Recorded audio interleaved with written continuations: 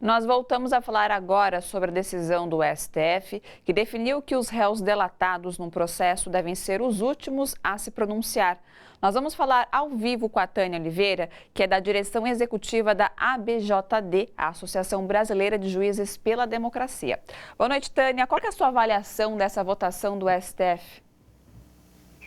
Boa noite, Ana Flávia, é um prazer falar aqui para a TVT novamente. Só um apontamento, a Associação Brasileira de Juristas me corrigiram aqui.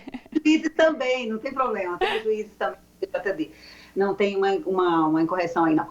Agora, avaliação da decisão hoje. Bom, foi uma decisão muito importante, muito significativa, acho que não deve de jeito nenhum ser menosprezada. Por maioria de 7-3, o Supremo definiu a tese de que os réus que são delatados têm o direito de falar por último, né? Falar depois dos réus que são delatores. Fizeram uma discussão muito interessante e a ministra Carmen Lúcia, por que foi 7-3 e não no total de 10, né? O ministro Marco Aurélio estava ausente, e não 6-4, 6-5, como está sendo levantado aí. Levantado, Por quê? Porque, na verdade, a ministra Carmen Lúcia votou contra a concessão do habeas corpus naquele caso, o diretor da Petrobras, que era o réu, no caso da votação de hoje. Mas na tese, ela fez questão de dizer que na tese ela tem acordo com essa definição de que réus delatados falam por último. Bom, a decisão do Supremo Tribunal Federal coloca as coisas na seguinte situação.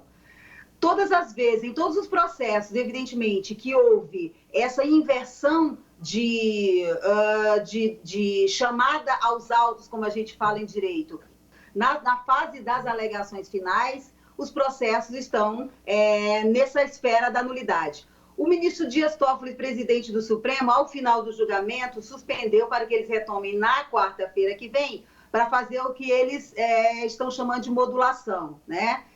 Vão definir, então, quais são os critérios para essa tese. Uma vez definida a tese, eles vão definir, então, em que hipótese ela efetivamente incide imediatamente, em que hipótese ainda isso será, digamos, objeto de discussão caso a caso. Então, a decisão foi muito relevante, é um reconhecimento muito significativo de uma ilegalidade que vinha acontecendo, no caso aí, no âmbito da Operação Lava Jato. É sempre bom a gente frisar, eu gosto de frisar isso, que isso não ocorre só no âmbito da Operação Lava Jato, ocorre, infelizmente, no país em diversas operações de investigação. Esse caso tratado hoje era um caso de um diretor da Petrobras, da Operação Lava Jato. E a Operação Lava Jato, infelizmente, pela evidência que alcançou, as ilegalidades, as irregularidades que aconteceram no âmbito da Operação Lava Jato também ficaram evidentes. Então, no caso dele, houve efetivamente